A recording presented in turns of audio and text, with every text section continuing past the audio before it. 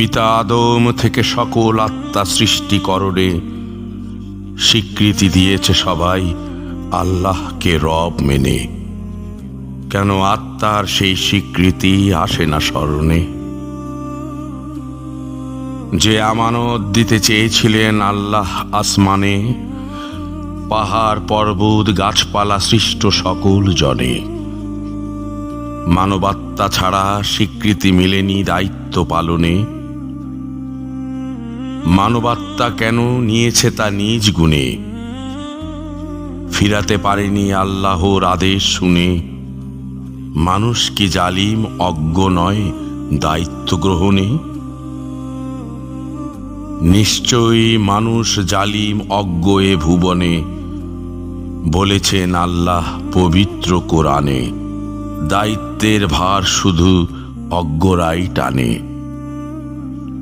ক্ষমা প্রার্থনা করো মানুষ আল্লাহর শানে, নইলে মুক্তি মিলবে না স্বীকৃতির কারণে।